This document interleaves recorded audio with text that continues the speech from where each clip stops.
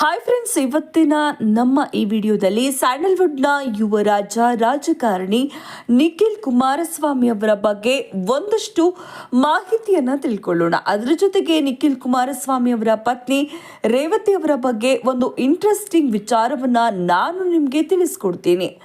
ಅದಕ್ಕಿಂತ ಮೊದಲು ನೀವಿನ್ನು ನಮ್ಮ ಚಾನೆಲ್ ಅನ್ನು ಸಬ್ಸ್ಕ್ರೈಬ್ ಮಾಡಿಲ್ಲ ಅಂದರೆ ಸಬ್ಸ್ಕ್ರೈಬ್ ಮಾಡ್ಕೊಳ್ಳಿ. ಹಾಗೆ ವಿಡಿಯೋಗೊಂದು ಲೈಕ್ ಕೊಟ್ಟು ಎಲ್ಲ ಕಡೆ ಶೇರ್ ಮಾಡಿ. ತಪ್ಪದೆ ನಿಮ್ಮ ಅನಿಸಿಕೆಗಳನ್ನ, ಅಭಿಪ್ರಾಯಗಳನ್ನ ಕಮೆಂಟ್ ಬಾಕ್ಸ್ನಲ್ಲಿ ಕಮೆಂಟ್ ಮಾಡೋದನ್ನ ಮರಿಬೇಡಿ.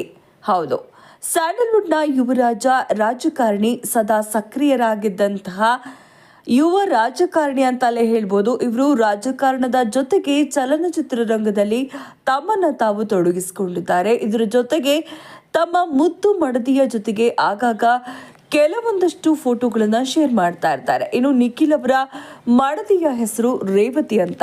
ಬೆಂಗಳೂರಿನ ವಿಜಯನಗರದ ಕಾಂಗ್ರೆಸ್ ಶಾಸಕ ಕೃಷ್ಣಪ್ಪ ಅವರ ಹಿರಿಯ ಸಹೋದರನ ಮೊಮ್ಮಗಳೇ ಈ ರೇವತಿ. ಶ್ರೀದೇವಿ ಮತ್ತು ಮಂಜುನಾಥ್ ಅವರ ಪುತ್ರಿ ರೇವತಿ. ಇವರಿಗೆ ಋತು ಮಂಜುನಾಥ್ ಅಂತ ಕೂಡ ಹೆಸರಿದೆ, ಆದರೆ ಇವರನ್ನ ರೇವತಿ ಅಂತ ಕರೀತಾರೆ.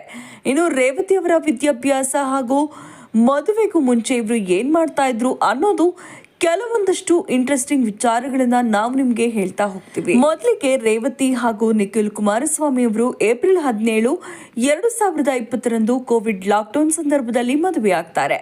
ಈ ದಂಪತಿಗೆ ಮುದ್ದಾದ ಗಂಡು ಮಗು ಕೂಡ ಇದೆ. ಕೋವಿಡ್ ಸಂದರ್ಭ ಆಗಿದ್ರಿಂದ ಕೇವಲ ಕುಟುಂಬದ ಸದಸ್ಯರು ಹಾಗೂ ಕೆಲವು ಆಪ್ತರ ನಡುವೆ ಇವರ ಮದುವೆ ನಡೆಯುತ್ತೆ. ಇನ್ನು ಇದೀಗ ರೇವತಿ ಅವರು ಮಗನ ಲಾಲನೆ ಪಾಲನೆಯಲ್ಲಿ ಬ್ಯುಸಿಯಾಗಿದ್ದಾರೆ. ಅದಕ್ಕಿಂತ ಮೊದಲು ರೇವತಿ ಅವರು ಅಂದ್ರೆ ಮದುವೆಗಿಂತ ಮೊದಲು ರೇವತಿ ಅವರು ವೃತ್ತಿಯಲ್ಲಿ ಜ್ಯುವೆಲರಿ ಡಿಸೈನಿಂಗ್ ಕೆಲಸ ಮಾಡ್ತಾ ಇದ್ರು. ಹೌದು, ವೃತ್ತಿಯಲ್ಲಿ ಜ್ಯುವೆಲರಿ ಡಿಸೈನಿಂಗ್ ಕೆಲಸವನ್ನ ಮಾಡ್ತಾ ಇದ್ರು. ಇನ್ನು ಆರ್ಕಿಟೆಕ್ಚರ್ ನಲ್ಲಿ ರೇವತಿ ಅವರು ಪದವಿಯನ್ನ ಪಡೆದಿರುವ ಕಾರಣಕ್ಕಾಗಿ ಮದುವೆಗೂ ಮೊದಲು ಜ್ಯುವೆಲರಿ ಡಿಸೈನಿಂಗ್ ನಲ್ಲಿ ರೇವತಿ ಮಂಜುನಾಥ್ ಡಿಪ್ಲೊಮೊ ಕೋರ್ಸ್ ಅನ್ನ ಕೂಡ ಮಾಡಿದ್ರು. ಹೀಗಾಗಿ ಜ್ಯುವೆಲರಿ ಡಿಸೈನಿಂಗ್ ನಲ್ಲಿ ಇವರಿಗೆ ಇಂಟ್ರೆಸ್ಟ್ ಇರೋ ಕಾರಣಕ್ಕಾಗಿ ಅದರಲ್ಲೂ ಕೂಡ ತಮ್ಮನ್ನ ತಾವು ತೊಡಗಿಸಿಕೊಂಡಿದ್ರು ಅಂತ ಹೇಳಲಾಗ್ತಾ ಇದೆ. ಆದರೆ ಮದುವೆಗೂ ಮುನ್ನ ರೇವತಿ ಅವರು ಕೆಲಸಕ್ಕೆ ಹೋಗ್ತಾ ಇದ್ರಾ ಇಲ್ವಾ ಇದರ ಬಗ್ಗೆ ಇನ್ನೂ ಕೂಡ ಕನ್ಫರ್ಮೇಷನ್ ಇಲ್ಲ. ಬಟ್ ಜ್ಯುವೆಲರಿ ಡಿಸೈನಿಂಗ್ ನಲ್ಲಿ ಇವರಿಗೆ ಸಾಕಷ್ಟು ಇಂಟ್ರೆಸ್ಟ್ ಇದೆ.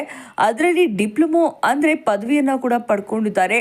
ಇದ್ರ ಬಗ್ಗೆ ನೀವೇನಂತೀರಾ? ನಿಮ್ಮ ಅನಿಸಿಕೆ ಅಭಿಪ್ರಾಯಗಳನ್ನ ಕಮೆಂಟ್ ಮಾಡಿ ತಿಳಿಸಿ. ಧನ್ಯವಾದಗಳು.